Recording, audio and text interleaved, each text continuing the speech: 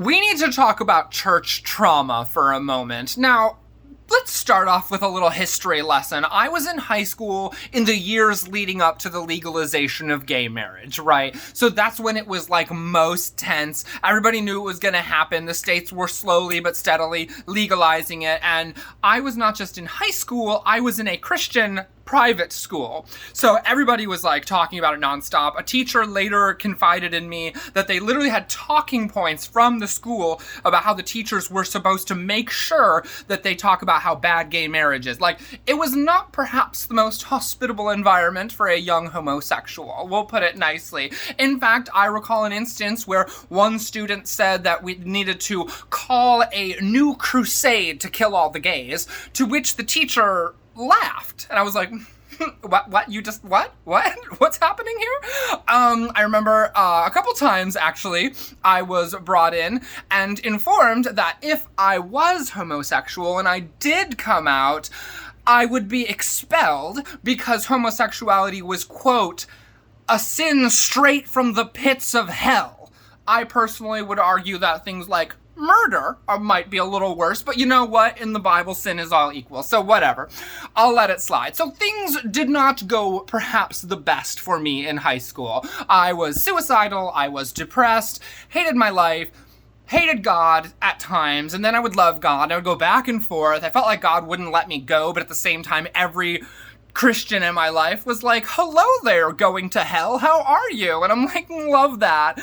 So it's like, you know what? I get it. I get the trauma. I get it. I've been there. But like, at some point you have to let it go, right? Like, it's now been like 10 years and I'm mostly healed. Like, there's every once in a while, you know, as trauma does, it comes back, but I am mostly healed. But I see people on the internet who are bitter at church because someone said something they didn't like in youth group 25 years ago. And I'm like, oh my gosh, I was 5 years old when that happened to you. Let it go. Because you see, forgiveness and unforgiveness are so important because unforgiveness is a poison, but it only poisons you.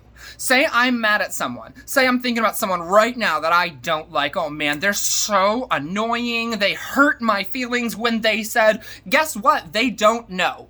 They don't know that I'm thinking about them. They don't know that I'm angry or mad or miserable. They have no idea. They're just living their lives completely fine. Who's angry? Who's miserable? Who's mad? I would be. You're sitting around angry at the church, angry at people in the church, and they don't even probably remember saying the things that you're harboring anger towards them.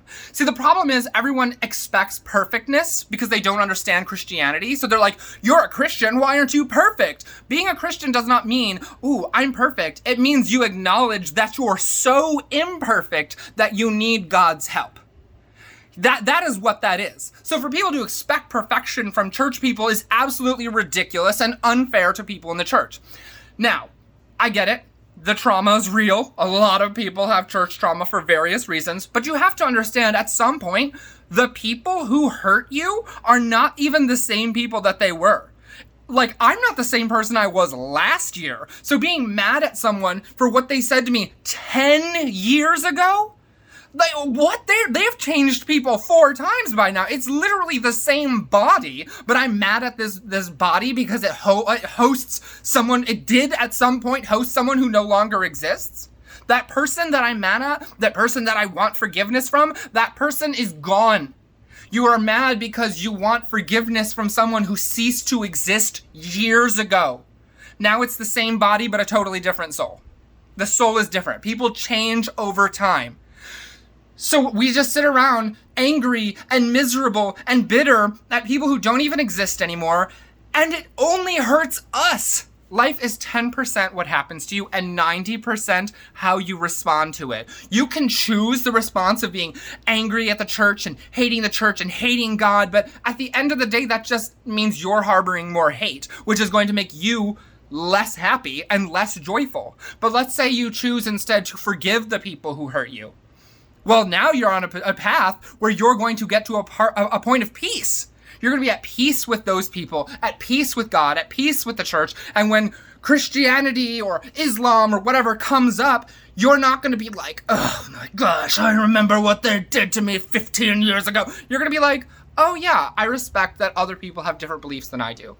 You have to get to a point of forgiveness. I've gotten there. Am I completely there? Absolutely not. Again, trauma takes time to heal. So I don't expect you to just flip a switch and tomorrow you're like, haha, I've forgiven everyone. But like, you have to get to a point where you're trying, where when you get angry, you're like, no, that person doesn't exist anymore. I'm choosing forgiveness. I'm choosing to let it go. You have to get to that point for yourself. Holding on to this misery is only going to make you miserable. The people who hurt you are gone now. They are gone. They do not exist anymore. It's time to forgive them. It is time to forgive God, forgive the church, forgive everyone. And this is not just forgiving people in the church. Forgive everyone. Everyone you meet that has hurt, everyone who's ever hurt you. It's time to get over it. It's time to forgive. And yes, sometimes it takes time, sometimes it's hard, but you need to be working on it. Choose forgiveness.